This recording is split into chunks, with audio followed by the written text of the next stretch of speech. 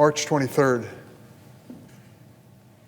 March 23rd has been a long time from this date, and a lot of things have happened in America since March 23rd. Over 200,000 American lives have been lost. Millions of Americans have been infected with the COVID virus. Our families have changed, our lives have changed. We've tried to adjust to the worst pandemic America has seen. We know that we have fallen short many times of providing the resources that were needed in a timely way.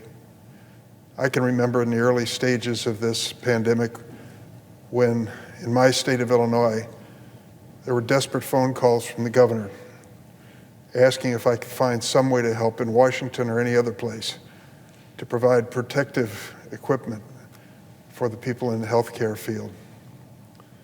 We know as well that many people have seen businesses close in their communities. In my hometown of Springfield, Illinois, our favorite restaurant is clinging to its business life, and we're finding excuses to order food out as often as possible to keep them open. Others haven't been so lucky. Their businesses have closed and their jobs have disappeared. Millions of Americans are drawing unemployment. Many are waiting in long lines for food. Desperate decisions are being made because people are in desperate circumstances. A lot has happened since March 23rd. The reason I mentioned that date was that was the day we passed the CARES Act. It was a momentous, historic effort, $3 trillion, to try to rescue this economy, to help the American people through this crisis, to provide resources where needed, and it was overwhelmingly bipartisan. It passed the Senate by 96-0. Since then, many things have happened. But we've also learned that the CARES Act was not enough. We thought this crisis would end long ago, and it didn't. Perhaps now with vaccines coming online, we'll see some dramatic changes in the few months ahead. But what are we going to do in the meantime? Are we going to continue to help those drawing unemployment? Are we going to continue to help the businesses that are struggling to survive and to help their employees make it through another week or another month? Are we going to do what's necessary to help state and local governments who have seen losses in their revenues in historic terms? Are we going to take care to provide the logistical support for the actual vaccinations that are necessary across America? That question's unanswered because we have done nothing since March 23rd. And so a group of senators several weeks ago met for a socially distanced, safe dinner at one of the homes of my colleagues and talked about another approach, a new approach, a bipartisan approach to try to deal with COVID relief. If the leaders were unable to act, perhaps we could start the conversation. I signed up for that effort with a number of Republican senators and Democratic senators, and we set out to write a COVID relief bill with our staff help, of course. I didn't realize what I was getting into in terms of time commitment.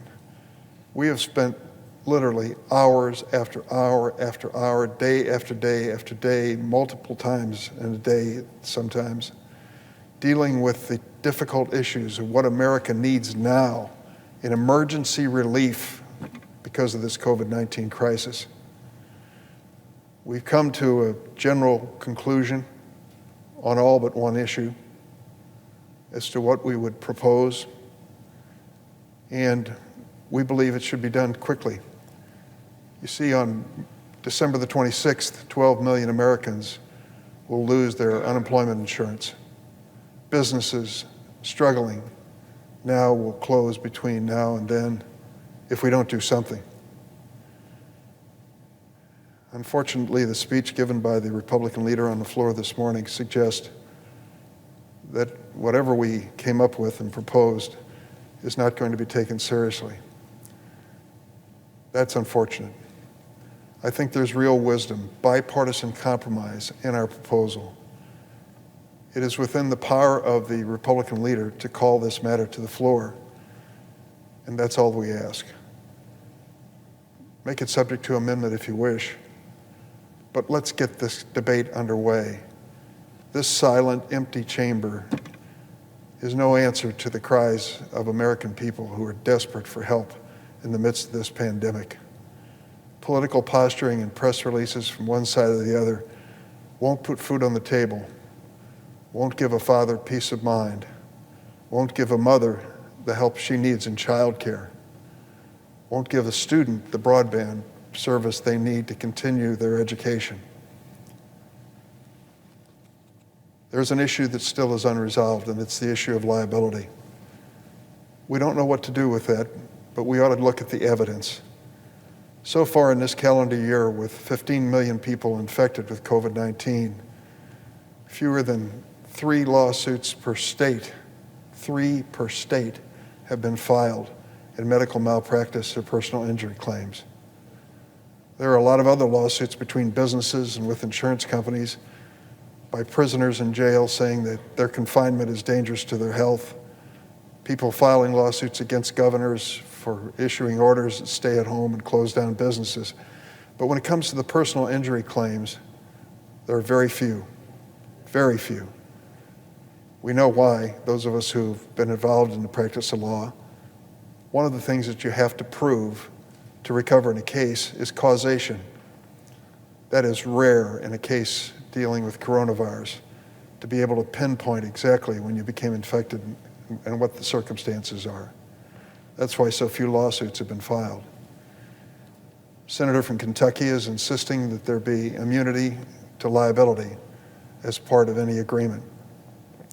It is a thorny topic, a difficult topic, a controversial topic, but I plead with him to hold to another day the overall issue of liability. Accept this emergency bill that we have put together as a bipartisan group of senators to address this issue in the reality of the world that we live.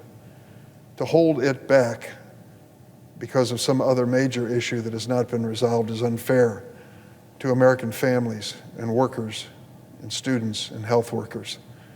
We owe it to them to do everything in our power to help them now.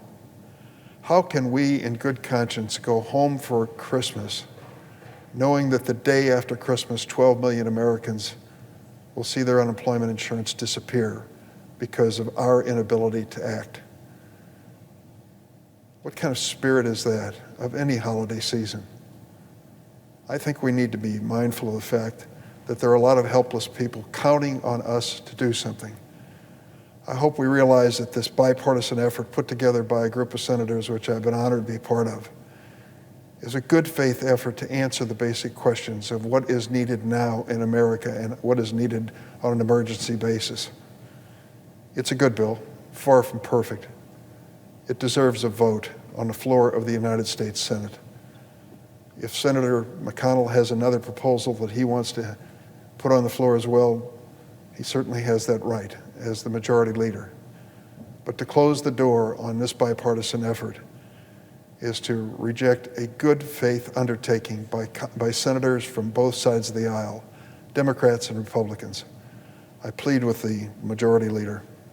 Let's not claim some political victory when this is all over at the expense of a lot of helpless people across America who are battling this pandemic.